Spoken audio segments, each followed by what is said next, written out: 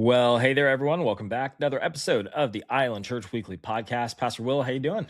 I'm doing well, Matt. It's good to be back. It was good to be away a few days with Sandy. Of course, we Yeah. were there this Sunday, but Yeah. prior to that, had been out and getting back in the swing of things. And so we've got just doing well, doing some odd things. You know, when you travel, you do this.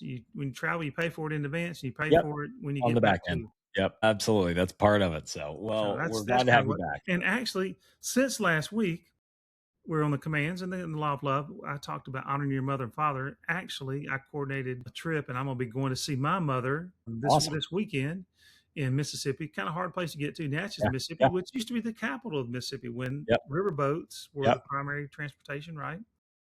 And so went to high school there. Of course, I grew up in Florida, but high school and then college in Mississippi. So I want to see my mother, and my brother is coming down. She's 81 years old, still full time assistant.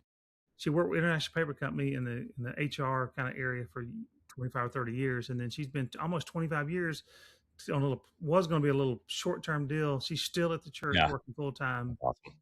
at 81. So get a chance to see That's her. so My cool. brother's coming in from Atlanta. And so Tom Melzoni actually will be with the church this week. Tom's got some of our people know him. And if you don't know him, if you're watching today, Tom's got a probably the first executive pastor in the entire Southern Baptist Convention. He was at First Baptist Dallas when they were setting national records in terms of numbers. And of course, he's helped churches raise about $2 billion. So he helps us with our campaign. And he's just been a friend. And he has a sister that actually lives in Terra Verde. So Tom Awesome. will be Very cool. filling in for me this week. So that's Very what's cool. coming up. But Awesome. you've had a little excitement, right? Yeah, we did. The school week, kids are back to school this week, so that's always fun. Get back in kind of some normal rhythms, earlier mornings, earlier bedtime, so that's always nice for mom and dad. But yeah, we woke up yesterday morning, we're getting breakfast ready for the kids, and heard pop pop pop in the garage. Went out, and our dryer vent was on fire, and so had a little house fire. Had the all the fun of the fire department coming first thing in the morning. The kids got to see that; they had fun with that. Fortunately, everyone's okay. All is well. We got the issue fixed, but nothing like a little minor house fire to start your day off right. So, That'll yeah, get you always awake. excitement in our world. That's for sure. Well, hey, how was Sunday at Island Church? I know we talked a little bit about what you were teaching on, but any other kind of feedback on how Sunday was?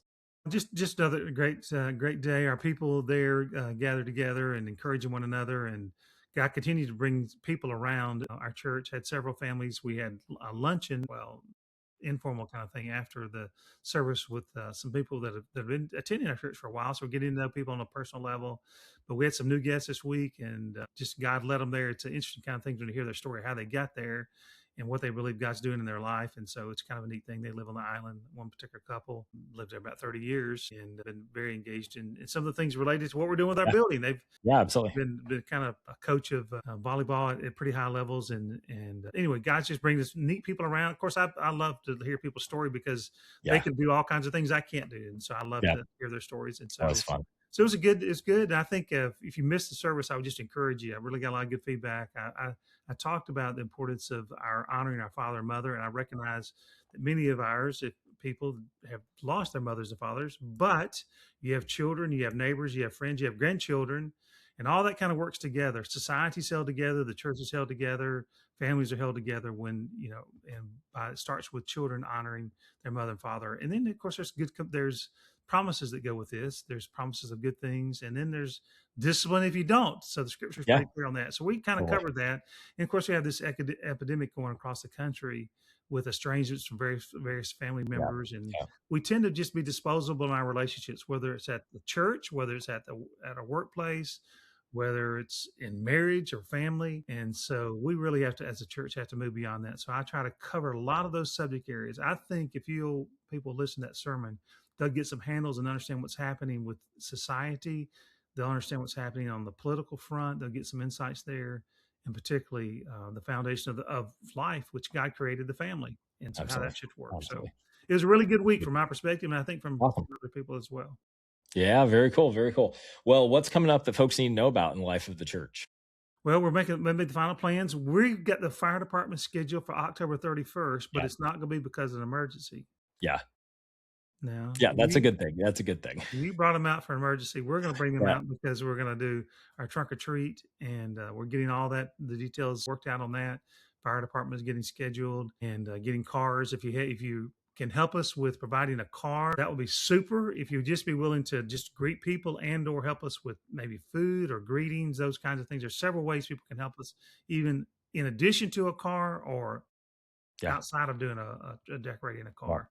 That's a big event for us. And as we think about our future of the church, we really want to give a serious emphasis, and you'll be hearing more about this in the days ahead, but serious emphasis to reaching families with children. That's our future. We have great ministries for people that are more older adults, senior Yep. adults, or Yep. later in their years. But we really got to focus down on that, and so that'll be a big day for us. And so we're looking forward to that. So Tom's going to be with us this Sunday. Sandy's going to be there. She's not going with me on this trip to visit my mother, so she'll be there and to greet everyone this week, and she'll be around. But the trunk or treat's coming up, and Awesome. I've been talking about that. So Yeah, very cool. Yeah, that's a big one coming up. What else in life of church do folks need to know about? What can they be praying for? well, we're in our building plans are getting very close to being ready to go to the county for approval. Basically, I almost can say this to our people: everything is in place. Almost everything is in Yeah. place. With great Yeah. design, our team, all that kind of everything's ready to go. Subcontractors, everything else. So then what needs to happen is our church needs to unite, rally, pull together. We need to continue to reach out to young people. So I want you to be doing that, and then the financial resources necessary to make it happen. It's kind of a package deal. You can't just do one. The building's not going to operate by itself. It takes us. We do want to reach into the younger generations. If you've been around, you've been watching some of the younger families and singles that have been coming. And so we need to coordinate those together. And so it's a good opportunity, some good challenges in front of us, Matt. Yep. But there's some opportunities for us to give ourselves to leave a legacy. And those that have been around a while, leave a legacy and carry on ministry that'll be on the island and beyond for the next 50 years. So That's huge. A lot of great things. Yeah, lots of good stuff coming up, lots of ways to get engaged. That was really my last question for you today. Like if someone was looking for what their next step is, what's the area at the church right now that you're most passionate about kind of pushing people to the next step? Well, we've got to reach out to young families. That's our situation.